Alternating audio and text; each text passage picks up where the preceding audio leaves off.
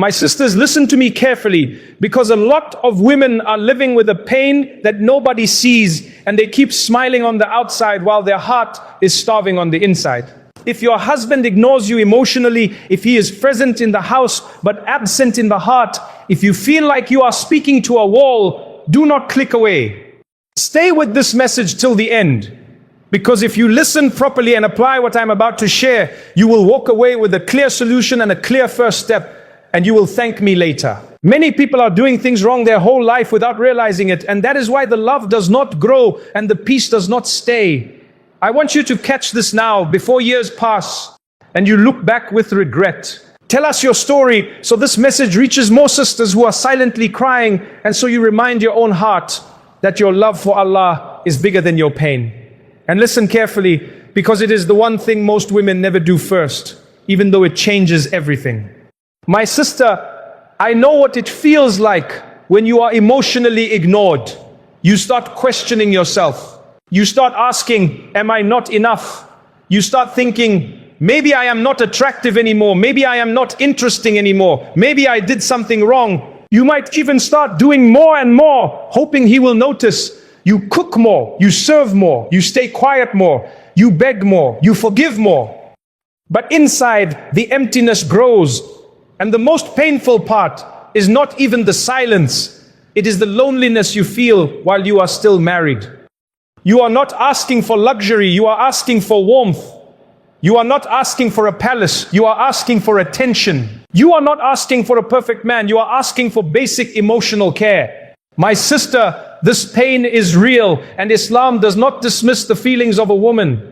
Islam came to honor you, to protect you, to give you dignity, to give you rights, and to teach you how to live with wisdom even when life is difficult. But I want you to understand something very important before we go deeper. Emotional neglect can have different faces. Sometimes it is cruelty, sometimes it is arrogance. Sometimes it is a man who enjoys power and enjoys making you feel small. And sometimes, my sister, it is not hatred, it is weakness. It is a man who never learned how to express emotions. It is a man who is drowning in stress and does not know how to speak. It is a man who is addicted to his phone, addicted to work, addicted to distractions. It is a man who carries wounds from childhood and thinks silence is strength. So we must be wise. We must not react in a way that destroys our own peace. We must respond in a way that brings healing, or at least brings clarity.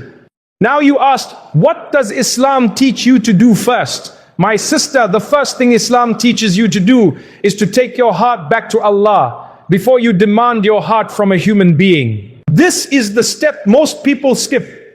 They chase the husband, they chase the conversation, they chase the apology, they chase the attention, and they forget the Lord of all worlds who controls hearts.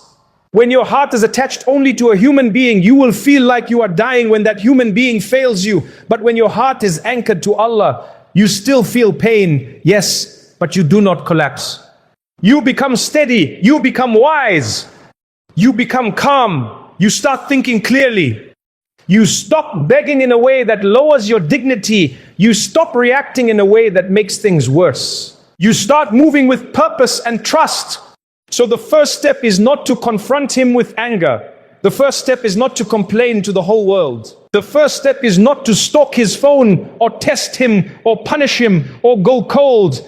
The first step is to return to Allah in a way that changes your internal world. Because when your internal world becomes stable, your external decisions become wise. And I promise you, my sister, when you fix the inside, the outside begins to change in ways you did not expect. How do you return to Allah in this situation? You do it with honesty. You stand in prayer and you speak to your Almighty Creator like a daughter speaks to the one who never ignores her. You say, "Oh Allah, my heart is heavy. Oh Allah, I feel unseen. Oh Allah, I feel lonely. Oh Allah, put love and mercy in my home. Oh Allah, guide my husband and guide me. Oh Allah, help me speak with wisdom and help me act with dignity." And my sister, do not underestimate the power of crying in prayer. Some hearts open in prayer before they open in conversation. Some homes change after the night prayer more than they change after 1,000 arguments. When you do this, something happens. You stop expecting perfection from a human being. You stop making him your source of worth. You stop measuring your value by his attention. Your value comes from Allah. You are honored by Allah. You are seen by Allah. You are rewarded by Allah. This alone heals a part of the wound. And when that wound is smaller, you communicate better. You choose better words. You choose better timing. And you stop doing the things that push him further away. Now, my sister, after you anchor yourself with Allah, the next step flows naturally. You must check your own approach without blaming yourself for everything. Some sisters are pure and gentle and still ignored. So I am not here to shame you. But I want you to become powerful through self-awareness. Ask yourself, when I speak to him, do I speak to him as a partner or as a prosecutor? Do I speak to him with respect or with constant criticism? Do I greet him warmly or do I greet him with complaints? Do I appreciate what he does right or do I only point out what he does wrong? My sister, I am not saying he is innocent, but I am saying your approach can either open a door or close a door. Islam teaches us that kindness beautifies things and harshness makes things ugly. Sometimes a husband shuts down emotionally because every conversation feels like a fight, even if the wife did not intend it that way. Sometimes he shuts down because he feels he cannot satisfy you, so he avoids. Sometimes he shuts down because he is tired of being attacked. Again, I am not excusing neglect, I am teaching you wisdom. So after you return to Allah, you return to calm. You return to softness. You return to a clear goal. Your goal is not to win an argument. Your goal is to heal connection. This changes everything. You will speak differently. You will choose words that invite him rather than corner him. You will stop saying you never care. You always ignore me. You are the worst. Because these words trigger defense, and defense kills vulnerability. Emotional connection needs vulnerability. A man will not be vulnerable with someone who is attacking him, even if he deserves correction. So we correct with wisdom. Now, my sister, let us move to the moment that decides whether things get better or worse. The conversation. Islam teaches us to speak good or remain silent. That means your tongue is not free to destroy the person you live with. Many marriages lose peace not because of big sins, but because of words that cut. So the way you start the conversation matters. Do not start it when you are boiling. Do not start it at the door when he comes tired. Do not start it in front of children. Do not start it after a fight. Choose a calm time. Choose a time when he is not distracted.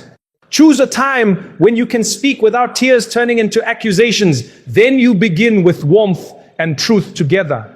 You can say, I want to talk to you because you matter to me. I miss you. I feel alone even when you are here. I do not want to live like strangers. I want us to be close again for the sake of Allah. My sister, this style is powerful. It shows you are not his enemy. It shows you are not trying to shame him. It shows you are inviting him back to the marriage. And many men, when they feel invited, they soften. Then you speak about your need clearly, not with drama, not with threats, not with emotional explosions. You speak like a woman who knows her worth and knows her faith. You say, I need emotional presence. I need you to look at me when I speak. I need a few minutes of your day where we talk and connect. I need kindness in your tone. I need you to ask me how I am. I need you to notice when I am tired. You are not asking for a fantasy. You are asking for mercy. My sister, you might fear that he will dismiss you or laugh or change the subject. If he does, you do not lose control. You do not insult. You do not beg. You stay calm and you repeat your core sentence. I feel alone. I want closeness. I want this marriage to have mercy. I am asking you to work with me. Your calmness is your strength. Real strength is controlling yourself when angry. Islam teaches that. Now here is where many sisters make a mistake. They think if I speak once and he does not change instantly, it is hopeless. No, my sister, people do not change overnight. especially men who have lived emotionally closed for years. They need time. They need repetition. They need small steps. So the next thing you do is you ask for one small practical change, not a complete personality transformation. For example, you ask for 10 minutes daily with phones away. 10 minutes. You ask for one weekly walk together. You ask for one meal together without screens. You ask for a daily check-in question. How was your day? How are you feeling?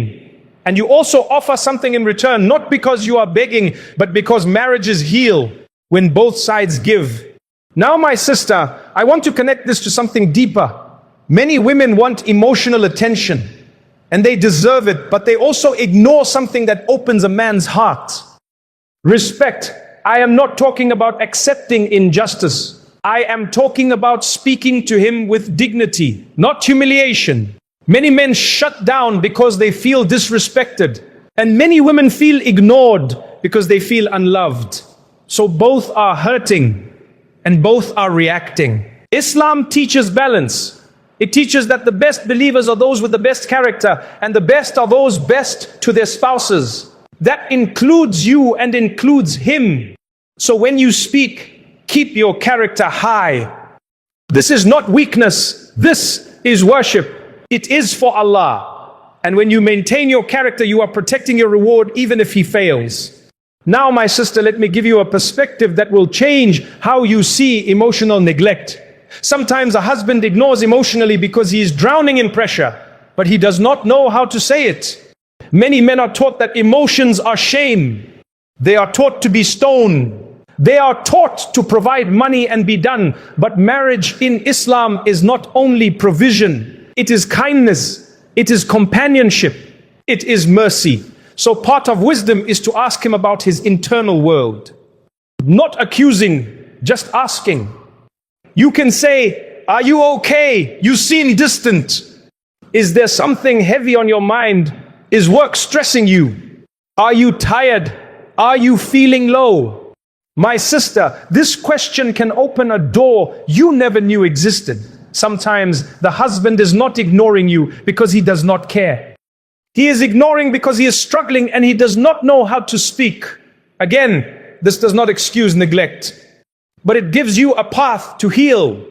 Now, the next step that Islam teaches you is to protect your marriage from outside poison. This is huge. Many sisters, when they feel ignored, they run to friends who fill their head with fire, or they run to social media where every clip tells them divorce, leave, punish, expose. And that advice is often from people who do not fear Allah and do not care about your children and do not carry the consequences. My sister, seeking advice is not wrong, but exposing your spouse and opening your marriage to gossip is dangerous. The Prophet, peace and blessings be upon him, warned about people who spread private matters between husband and wife. That includes intimate matters and also private conflicts, so be careful. Choose one trustworthy person if you must. Someone who is just, who fears Allah, who will not take sides blindly, someone who will help you heal, not help you explode. This is why I say, Islam teaches you to respond with wisdom without exposing your spouse. You protect his dignity while you seek solutions. You do not humiliate him publicly. You do not make your pain entertainment. You do not post hints. You do not throw his faults in front of family gatherings, because that creates a war that is hard to end. And even if he changes later, the humiliation stays in the hearts. Now, my sister, after you have taken your heart to Allah, after you have spoken with wisdom, after you have asked for small practical steps, what comes next? Consistency. Many marriages fail because people are inconsistent. They try for 3 days, then they explode. They try for 1 week, then they give up. Healing needs time. So build a routine of calm communication, a routine of small moments together, a routine of gratitude. And yes, my sister, gratitude is a powerful tool, because when you only speak about what is missing, the husband feels like a failure, and the man who feels like a failure shuts down more. But when you notice a small good, you water it, and it grows. If he did something kind, say thank you. If he helped, appreciate. If he spoke warmly, smile. If he listened for 5 minutes, tell him it mattered. This is not lowering your standards. This is teaching the heart to return to goodness. Our Lord promises that gratitude increases blessings. And blessings in marriage are not only money. Blessings are peace, calm, softness, affection. Now I want to address a painful reality with honesty. Some husbands ignore emotionally because they are addicted to distractions. Phones, games, endless scrolling, friends, work, anything to avoid intimacy. If that is the case, then your wisdom must include boundaries. Islam does not teach you to suffer quietly while someone neglects your rights, so you set boundaries without sin. You do not scream, you do not insult, you do not curse, you do not expose.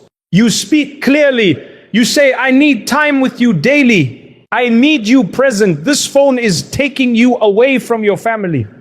I respect your rest, but I also need connection. Then you agree on rules. Phones away during meals. No scrolling in bed. 1 hour family time. Small steps. If he refuses, then the next step is mediation. A fair mediator. A counselor. An elder. Because sometimes a man changes faster when another wise man advises him. Now, my sister, I must say this with care. If emotional neglect becomes emotional cruelty, that is different. Emotional cruelty is when he enjoys ignoring you, punishes you with silence, humiliates you, threatens you, manipulates you, makes you feel worthless. That is not a simple communication issue. That is harmful. Islam does not ask you to accept harm. The Prophet, peace and blessings be upon him, gave us a principle that there should be no harm and no causing harm. So if you are being harmed, you seek help, you involve trusted family, you involve local support, you protect yourself, you protect your children, you do not wait until your soul breaks. But if your case is the common one, where he is emotionally dry, distracted, careless, then there is hope. And here is where I want to give you a point that is truly life-changing. Stop chasing love in a way that makes you lose your dignity. Many sisters, when ignored, they chase, they send long messages, they beg, they cry, they threaten, they test, they become desperate. My sister, desperation pushes people away. Dignity attracts respect. Islam teaches dignity. So instead of chasing, you become stable. You become consistent in character. You become strong in worship. You become calm in communication. You become clear in boundaries. You become a woman who knows she is honored by Allah. And when a man sees that you are not losing yourself, he starts to take you seriously. Now you might ask, how do I not chase while still trying to fix the marriage? The answer is simple. You offer connection, you do not beg for it. You invite, you do not plead. You express, you do not explode. You say, I want us to be close and I am ready to work on it. Are you? You then watch actions, not promises. If he responds, you continue. If he ignores, you move to mediation. This is wisdom. Now, my sister, let me take you to a place many people forget.